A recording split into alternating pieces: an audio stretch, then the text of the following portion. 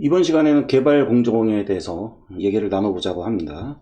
팩토리 프로젝트를 진행을 하면서 굳이 이제 공정을 정하려는 이유가 뭐냐? 일단 이 프로젝트는 토이 프로젝트가 아닙니다. 그냥 쉽게 그냥 코딩해보고 그냥 한번 버리는 그런 프로젝트가 아니라 지속적으로 뭔가 좀 발전시켜 나가려고 하는 그런 프로젝트이기 때문에 정형화된 이제 개발 소프트웨어 공정을 통해서 이렇게 하나씩 하나씩 이터레이션 해 가면서 개발하는 과정을 마련해 보고 싶었고요.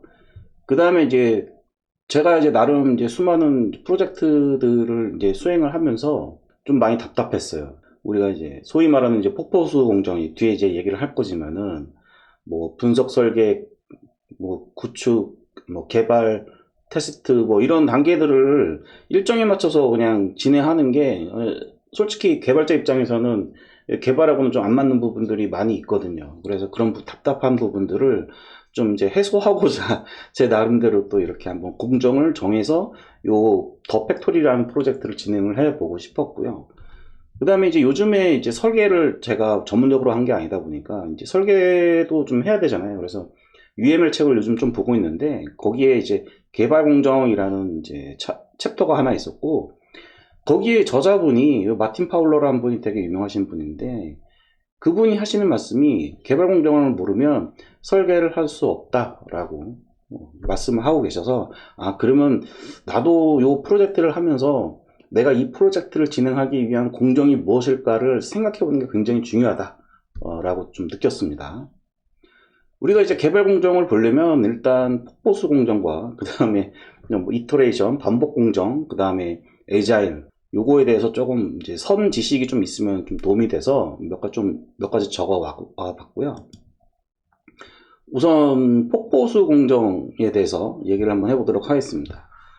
모든 개발자들이 욕하는 공정이죠. 폭포수. 네.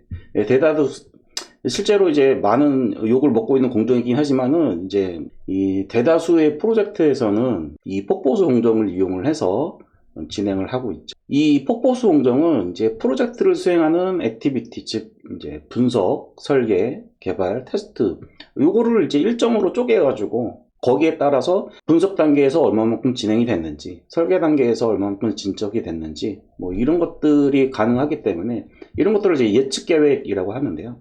이 예측 계획이 가능하기 때문에 폭포수 공정이 아직까지도 욕은 많이 먹지만 사용할 수밖에 없는 그런 상황이죠. 특히 이제 SI 프로젝트를 이제 얘기를 할 건데요. SI 프로젝트에서 이제 반복 공정이 이루어지기 힘든 이유, 이런 이터레이션, 여기 밑에 살짝 보이시죠? 이터레이션. 이 이터레이션을 이용한 공정을 진행하기가 힘든 이유는 이렇게 예측 가능하지 않기 때문이거든요. 네, 그런 부분들이 있기 때문에 어쩔 수 없이 폭포수 공정이 이용이 되고 있는 거고요. 이 폭포수 공정의 가장 큰 단점이죠. 요구사항 흔들기. 요구사항 흔들기가 뭐냐면은 이제 오픈 직전에 요구사항을 변경을 하는 거죠. 내일 아침 오픈인데 이거 고쳐주세요. 저거 고쳐주세요. 이거는 아니에요. 이거 추가해주세요. 뭐 이런 것들. 이런 거를 이제 요구사항 흔들기라고 합니다. 제가 이제 SI 프로젝트를 하면서 이제 나름대로 이제 네, 나름대로의 노하우를 좀 여러분들한테 좀 알려드리자면은 이게 프로젝트를 진행하면서 이제 오픈하기 전까지는 최소 요구사항이 3번은 바뀐다. 같은 게 3번 바뀐다는 얘기예요. 직전에 추가될 수가 있죠. 직전에 추가될 수 있는데 그거는 오픈한 후에도 3번 더 바뀐다. 이렇게 생각하시면 되고요. 그 다음에 이제 아까 말씀드렸던 요 책, 마틴 파울러라는 여기 UML 디스틸드라는 책입니다. 그 책에 보면은 적응 계획이라는 단어가 나오는데, 요게 바로 이제 요런 거죠. 요구사항은 자주 바뀔 것이다 라는 것을 이미 예측을 하고 대비를 하면서 개발을 하라. 요런 거죠. 이런 부분들은 개발자 입장에서 내가 좀 욕먹더라도 조금만 개발해 놓는 거죠. 오픈하기 전에는. 그러니까 단위 테스트 하면은 좀 어느 정도 만들어 놓고, 그 다음에 통합 테스트 하면 또 어마만큼 더 추가하고, 뭐 이런 식으로 하게 되면은, 뭐, 굳이 처음부터 이만큼 많이 만들어 놓고, 제가 요구사항 변경될 거 아는데, 뭐하러 이만큼 만들어놔요? 요만큼만 만들어 놓고 테스트 할 때마다 조금씩 더 붙여나가는. 저는 개인적으로 그렇게 하고 있습니다. 그래야지 마음 편하고요. 스트레스 안 받고 SI에서 일을 할 수가 있습니다. 그 다음에 중요한 건데 이거를 간과하시는 분들이 참 많아요. 회의록은 반드시 작성하고 참여자들한테 꼭 회람을 해야 됩니다. 내가 뭔가 회의를 참석을 했는데 뭐 사인받기 힘든 비공식적인 회의인 경우에는 그 회의 끝나자마자 딱 한 5분에서 10분이면 이게 정리가 되거든요. 까먹기 전에 빨리 적어놓고 나중에라도 이메일로 우리 팀원들이나 팀장한테 다 보고하는 그런 방식이 돼야지 증거가 남거든요. 예, 되게 중요한 내용입니다. 많은 개발자들이 이제 요구사항이 변경이 되면 코딩하기 귀찮아서 하기 싫은 거절하는 그런 케이스가 있는데 그런 케이스가 아니라면은 반드시 싸워야 됩니다. 싸우세요. 가장 중요한 내용입니다. 저도 이제 몇 번 네. 뭐 SI 개발뿐만이 아니라 뭐 대기업 IT 업체에 들어가서라도 이 싸워야 될 건 싸워야죠. 네. 되게 중요한 내용인 것 같습니다.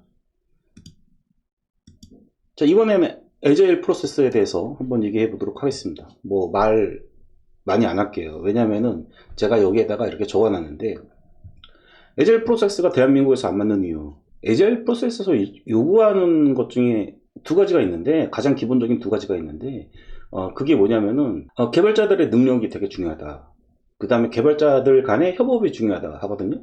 근데 대한민국의 개발자들은 솔직하게 말씀드릴게요. 좀 미안한 얘기지만 대다수라고 하는 것은 거의 다를 말씀을 드립니다. 예, 능력치가, 그 다음에 협업치가 기대치 이하입니다. 네. 더 이상 말 안 하겠습니다. 이 부분은 좀 이제 오히려 제가 욕먹을 수 있기 때문에. 자, 자, 더 팩토리 프로젝트를 진행하다 보니 하고 딱 적었습니다. 저 나름대로 이제 공정을 뭔가를 적용해야겠다. 근데 폭보수 공정은 싫어. 그래서 제 나름대로 공정을 한번 만들어 봤어요. 실제로 이제 일을 하면서 이건 이렇게 되고 저건 저렇게 되고 이렇게 하다가 이제 자료를 찾아보니까 RUP라는 게 있더라고요. Rational Unified Process라고 하는 건데, 요게 이제 그 레셔널이 앞에 R이 붙으면은 이제 레셔널사, 회사를 얘기하는 거고, 그거 앞에 딱 떼고 이제 Unified Process라고 불린다고 합니다. 그래서 요거하고 비슷했어요. 그래서 저는 지금 당장은 이제 혼자 개발을 하고 있기 때문에 요 부분이 없죠. 요 부분이 없고, 인셉션, 엘러보레이션, 컨스트럭션, 트랜지션, 이렇게 이제 4개의 단계를 통해서 이렇게 반복적으로 각 공정에 대해서 잠깐 이제 좀 설명을 한번 드려보도록 할게요. 인셉션 첫 번째, 개시라고 번역했습니다. 이게 다른 국내 이제 번역하는 사이트들 혹은 이제 아까 말씀드렸던 디스틸드, UML 디스틸드 그 책에 번역에 나와 있는 그 단어하고는 좀 달라요. 제가 볼 때는 그 번역이 잘못된 것 같아요. 그래서 인셉션, 그래서 개시라고 합니다. 이제 개시하면서 내가 어떤 일을 해야 될지 이제 분석을 하는 거죠. 요거 프로젝트를 해야 될지 말아야 될지, 뭐 이런 것들을, 그리고 이제 이런 것들을 진행을 할 때 가장 중요한 거는 유사 사례가 있는가를 먼저 좀 검사를 하죠. 뭐 어떻게 보면은 우리가 마케팅 할 때 시장 조사 같은 거 하잖아요. 네, 그런 거랑 비슷하다고 보시면 될 거고, 이 프로젝트는 진행할 수 있겠다라고 이제 되면은 착상이라는 것을 하죠. 일러버레이션이라고 하는데, 이게 제가 단어를 또 검색을 해보니까 이게 불어더라고요. 알고 보니까. 그래서 상세화 이렇게 번역하는 것도 있는데 그건 이제 틀린 말인 것 같고요. 착상이라는 단어가 가장 적절한 단어 같습니다. 그래서 이 인셉션을 통해서 이제 어떤 이제 유스 케이스들이 이제 있을 텐데, 이 유스 케이스를 조금 더 이제 그 뼈대를, 실제 소스의 뼈대를 구축할 수 있을 만큼 도출해내는 거, 요게 이제 착상이라고 하고요. 이 착상 단계를 거치게 되면은 어느 정도 이제 왁구가 나오기 때문에 이 예측 계획이 가능해져요. 그러니까 말 그대로 폭보수 모델에서의 분석 설계 개발 테스트에 대한 예측, 일정 계획 수립이 가능해지죠. 그 다음에 구축이죠. 네, 여기 이제 도메인에 대한 모델링까지 다 끝났기 때문에 이제 유스 케이스도 도출이 됐고, 그 다음에 이제 구축 코딩을 하는 거죠. 이렇게 코딩이 이제 끝나고, 코딩이 끝나게 되면은 이제 배포를 하죠. 네, 이행이라고 번역을 했습니다. 저는 이행. 그래서 비반복적인 액티비티를 수행한다라고는 돼 있는데, 배포가 여기에 이제 트랜지션에 포함이 돼 있어요. 이 그림상으로는 배포가 포함되어 있기 때문에 어떻게 보면 트랜지션은 주로 비반복적인 일, 그러니까 이터레이션으로 포함되기 조금 애매한 것들, 이런 것들이 트랜지션이라고 보면 되고, UP를 보고 제가 이제 제 나름대로 이터레이션을 이제 만들어 봤습니다. 그래서 이터레이션이 되는 단계는 인셉션 단계랑 엘러버레이션 단계랑 컨스트럭션 단계, 요 세 개가 주로 이제 포함이 되게 되고요. 개시 단계에서는 이제 포괄 유스 케이스를 이제 작성을 하고요. 그러니까 큰 숲을 보자 이죠. 숲을 보는 차원에서 뭉뚱그려서 유스 케이스를 파악을 하는 그런 단계고요. 그리고 두 번째로 이제 착상 단계에 들어가죠. 이 개시라는 단계는 착수라고 생각을 하셔도 됩니다. 시작, 이런 개념으로 보시면 되고요. 착상이라고 하는 것은 이제 내가 이제 시스템 대충 숲을 봤어요. 숲을 봤으니까 이 숲의 뭐 북쪽에는 뭐 잣나무, 서쪽에는 뭐 딸기, 뭐 이런 거, 이런 것들을 이제 파악하는 단계로 이제 유스 케이스를 도출하는 이벤트 스토밍이라는 단계를 제가 공정을 넣어 놨고요. 그 다음에 이벤트 스토밍을 이용을 해서 이제 유스 케이스가 이제 시간의 흐름에 따라서 이렇게 쭉쭉쭉쭉쭉 이제 포스트잇을 이렇게 붙였는데, 이벤트 스토밍은 제가 바로 이전 시간에 영상에서 얘기를 했었죠. 그래서 쭉 붙이는데 그걸 쭉쭉쭉 붙여 나가다 보면은 비즈니스 룰이 보이기 시작합니다. 그러니까 큰 틀은 공장 하면은 공장이랑 큰 틀은 뭐 다 똑같죠. 전 세계가 다 똑같죠. 그런데 그 세부적인 그 회사의 조직 문화라든지 뭐 이런 것들이 있잖아요. 그런 것들에 대한 비즈니스 룰이 이제 도출을 하게 됩니다. 그 다음에 이제 마지막으로 반복의 마지막으로 이제 구축이죠. 그래서 유스 케이스를 구현을 하다 보면은 제가 아키텍처에서 사용하고 있는 그 도메인 모듈, API 모듈, 그 다음에 인프라 모듈, 이렇게 세 가지로 구성을 했었는데요. 유스케이스 구현은 도메인 모듈에서 구현을 하게 되고, 단위 테스트를 통해서 거기에 설명서가 되는 거죠. 별도의 문서는 필요가 없게 되고요. 그 다음에 이제 구축 단계에서 API 인프라를 요 유스케이스를 구현하면서 만들었던 테스트 케이스를 보고 API 인프라 모듈을 시스템적으로 테스트를 할 수 있는 그런 부분들을 구축할 수 있게끔, 그래서 총 4단계로 이테레이션 하나가 4단계가 되게 되죠. 자, 그래서 이제 실제로 제가 이제 유저 도메인을 하나 만들었고, 이 이터레이션 공정 적용 사례를 한번 보여드리도록 하겠습니다. 우선 개시 단계의 이제 포괄 유스 케이스 한번 보도록 할게요. 자, 저는 유저라는 도메인을 이렇게 유스 케이스를 큰 뭉뚱그리로 3개로 나눴습니다. 우선은 이제 회원이라는 유스 케이스 하나 그냥 딱, 우리 사용자가 필요하니까요, 조작을 하려면. 그래서 이 회원과 관련된 사용자, 이게 영어로는 이제 스테이크홀더라고 하는데, 이 스테이크홀더들이 뭐가 있을까를 이제 파악을 했죠. 그래서 유저가 일반 사용자가 있을 것이고, 일반 사용자를 관리하는 매니저 사용자가 있을 것이고, 그 다음에 시스템 전체를 관리하는 시스템 관리자, 시스템 어드민이 있을 것이다, 이렇게 생각을 했고요. 그 다음에 여기 보시면 외부 시스템도 이렇게 사람으로 표시를 했죠. 외부 시스템도 사용자라고 저는 파악을 했습니다. 그래서 외부 시스템하고 회원하고는 좀 성격이 다르기 때문에 유스 케이스를 회원 유스 케이스, 그 다음에 외부 시스템은 외부 시스템 유스 케이스로 따로 나눴고요. 이것들에 대한 이제 권한이라든지 인증이라든지 뭐 이런 부분들은 이 인증인가라는 유스 케이스를 확장한 형태, 익스텐즈라고 나와 있죠. 이렇게 파악을 해서 포괄 유스 케이스를 작성을 했습니다. 자, 다음으로는 이제 착상 단계예요. 착상 단계에서 이벤트 스토밍, 이벤트 스토밍을 이렇게 수행을 했습니다. 이벤트 스토밍을 이렇게 수행을 했는데, 이 지금 화면은 이게 일부만 캡처를 한 거예요. 상당히 내용이 많습니다. 그래서 화면을 좀 전환을 해서 여러분들한테 보여드리도록 하겠습니다. 여기 이제 포괄 유스 케이스고요. 그 다음에 이제 이 회원 유스 케이스에 대해서 요 탭에다가 회원과 관련된 유스 케이스를 이렇게 작성을 해 놨고요. 이런 식으로. 그 다음에 외부 시스템에 대한 유스 케이스를 이벤트 스토밍으로 표현을 해 봤습니다. 그 다음에 이제 마지막으로 인증인가에 대해서 인증인가할 때 어떤 유스 케이스들이 필요할 것인지 작성을 해 봤습니다. 회원부터 간단히 좀 볼게요. 이 이벤트 스토밍을 작성을 할 때는 이렇게 왼쪽에서 오른쪽으로 시간의 흐름으로 표현을 하시면 됩니다. 그래서 처음에는 제가 이제 로그인만 이렇게 작성을 했다가 로그인 전에 회원가입이 필요하잖아요. 그러니까 얘를 이렇게 통으로 이렇게 우측으로 옮겨 놓고 이 앞쪽에다가 시간이 먼저 오는 거를 놨습니다. 그래서 이런 식으로 이제 이 스티커를 왔다 갔다 하면서 시간 순으로 잘 배열을 하는 거죠. 그 다음에 이 이벤트 스토밍을 통해서 이제 어느 정도 상세한, 완전 뭐 개발 입장으로 봤을 때는 뭉뚱그린 거지만은 그냥 일반 사용자라고 생각을 하고 얘를 유스케이스 하나하나를 이렇게 쭉 업무라고 생각하시면 돼요. 그러니까 업무를 이렇게 쭉 하나씩 늘어뜨려 나가다 보니까 요 파란색으로 표시되는 부분 있죠. 요 파란색이 이제 이벤트 스토밍에서 커맨드, 실제 실행이 되는 시작 시점이라고 보시면 되는데, 요런 부분들이 유스케이스를 구현하는 단계에서는 그 메소드명이 되더라. 이런 것들이, 이런 것들을 좀 경험할 수가 있었고요. 여기 보시면 여러분들이 여기 회원가입, 그다음에 로그인, 회원정보 수정 이렇게 돼 있죠. 처음에는 이런 것들이 도출되지 않았었어요.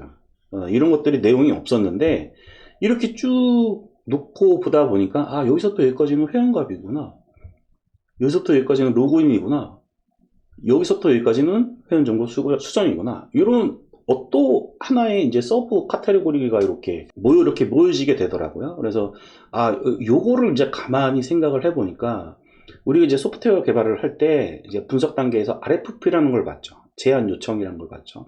그 제안 요청의 요구사항 항목 하나가 이렇게 되겠더라고요. 이렇게 이런 식으로 그렇게 거꾸로 작성을 해도 되겠다.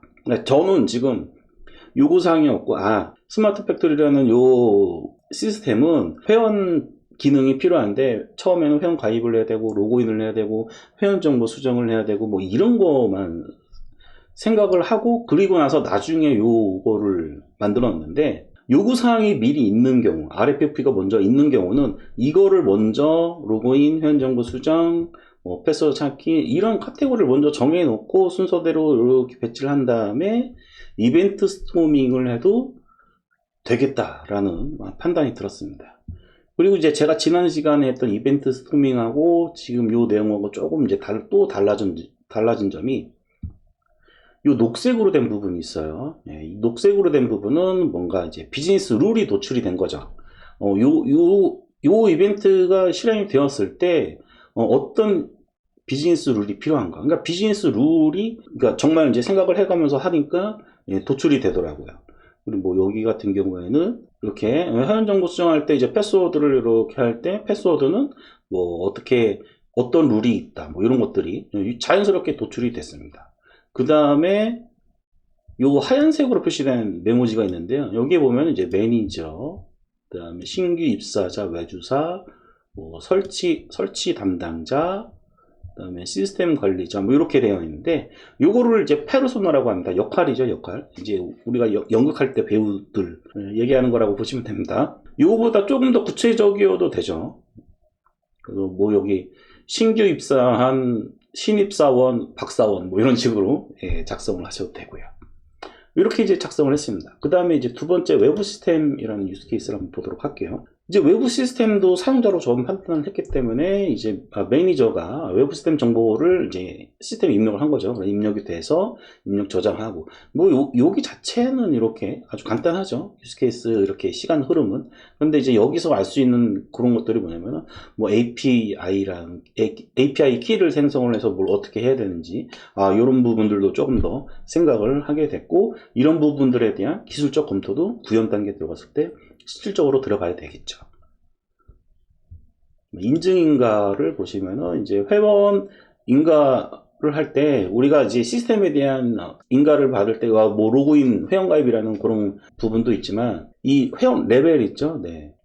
모든 회원이 모든 시스템의 모든 곳에 접근하면 안 되잖아요. 그래서 뭐 리소스 접근 권한을 지정을 하고 리소스가 일단 조회돼야 되고, 여기서 얘기하는 리소스라고 하는 것은 뭐 메뉴라든지 이런 거죠. 메뉴, 버튼, 어떤 서브 시스템 뭐 이런 것들. 그 다음에 리소스의 접근 권한을 부여를 할 때 미리 지정된 그룹 권한이 있으면 걔를 적용을 한다. 그 다음에 그룹 권한보다는 개인 권한이 우선한다. 뭐 이런 것들, 이런 비즈니스 룰이 도출이 되었습니다. 자, 그리고 이제 그 다음 단계로 이벤트 스토밍 다음 단계가 뭐죠? 유스케이스 구현이죠. 유스케이스 구현은 제가 지금 진행하고 있는 프로젝트의 이제 도메인 모듈을 구현하는 부분인데, 제가 이제 지금 당장 이 영상에서 보여드릴 게 없고, 왜냐하면 제가 다른 데다가 코딩을 해놨는데 미처 좀 기세 안 올려놨어요. 그래가지고 어쨌든 진행하고 있고요. 예, 유닛 테스트 코드까지 이제 작성을 하는 과정을 다음 영상에 좀 보여드리려고 좀 생각 중에 있고요. 진행하다 보니까 이제 API하고 인프라 모듈에 이제 도메인이 표출을 해야 되는 그런 인터페이스들이 있는데, 요 네이밍 룰을 정하는 거에 있어서 조금 제가 좀 막혔고, 포트 어댑터 패턴이라고 있죠. 헥사고널 아키텍처. 네. 거기에 맞춰서 네이밍을 할까 지금 여러 가지 검토 중에 있습니다. 그 다음에 이제 API하고 인프라 모듈 구축. 이 부분이 바로 이제 공정의 구축 공정이죠. 실질적으로 구축 공정. 자, 도메인 모듈에 코딩한 거는 구축 단계가 아니에요. 비즈니스 룰을 도출하기 위한 설계 코드 설계 단계라고 보시면 되겠습니다. 얘도 지금 이제 진행 중이고요. 예. 유닛 테스트 코드까지 제가 다 작성을 해봤습니다. 단위 테스트 코드까지.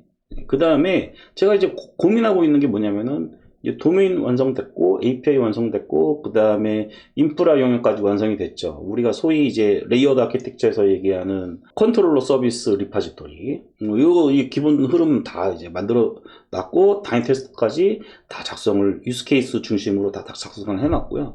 그리고 나서 이제 생각한 게 뭐냐면은 이 세 개를 연결을 해봐야 되잖아요. 저는 이거를 인티그레이션 테스트라고 생각을 했습니다. 통합 테스트. 저는 단위 테스트는 메소드 단위, 그러니까 메소드 단위가 아니라 유스 케이스 단위고, 그 다음에 인티그레이션 테스트 코드는 구축한 이후에 세 개의 모듈들을 연결하는 테스트를 저는 인티그레이션 테스트라고 정의를 했습니다.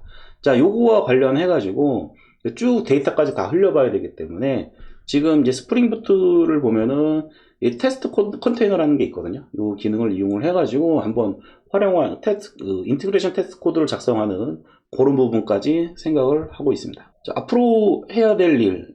제가 이제 이벤트 스토밍을 통해서 유스 케이스를 다 도출을 해놨기 때문에 그 도출된 유스 케이스를 이용해서 이제 유스 케이스에도 메소드가 여러 개 있겠죠. 구현해야 될 부분들이. 그런 부분들이 다 도출이 됐어요. 이렇게. 요게 도출이 됐다는 얘기는 뭐죠? 아까 전에 위에 제가 어떤 얘기를 말씀을 드렸냐면은, 여기 보시면 이제 착상 단계가 끝나면은 예측 계획이 가능해진다라고 적어놨죠. 이 얘기는 뭐냐면은 일정 수립이 가능해졌다라는 거죠. 그래서 저도 이제 일정 수립이 이렇게 도출이 되었어요. 도출이 되니까 이제 이 부분에 대해서 이 순서대로 쭈르륵 구현을 해가면 됩니다. 영상을 제가 이제 어떤 식으로 이제 진행을 할 예정이냐면은, 회원을 볼게요. 회원의 이벤트 스토밍 해서 유스 케이스가 메소드 단위 유스 케이스가 회원가입 링크 선택, 그 다음에 회원 생성 요청, 뭐 이런 이제 두 개의 유스 케이스가 도출이 됐죠. 얘네들에 대해서 요만큼 개발하고 여러분들한테 영상 보여드리고, 요만큼 개발하고 영상 보여드리고, 뭐 이런 게 아니고요. 요게 아까 전에 여기 위에 있잖아요. 이게 굉장히 또 큰 의미를 가졌던 부분이었죠. 아까 전에 제가 설명도 좀 길게 했는데, 자, 요게 뭐라 그랬죠? 정리해 놓고 보니까 요구사항이었다라는 거죠. 그래서 요구사항 단위로 저는 이렇게 이 정도까지 도메인 모듈에 대해서 그 유스케이스를 그 뼈대를 만들어서 구현을 해서 영상 하나 만들고, 그 다음에 API랑 인프라 영역에 대해서 또 이제 해서 영상 하나 만들고, 이런 식으로 영상에 대한 이터레이션을 또 가져야겠다라는 생각까지 들었습니다. 자, 오늘 개발 공정에 대해서 좀 도움이 되는 시간이었으면 좋겠고요. 저 개인적으로는 굉장히 많이 도움이 되고 있는 공정인 것 같습니다. 오늘은 여기까지 하도록 하겠습니다.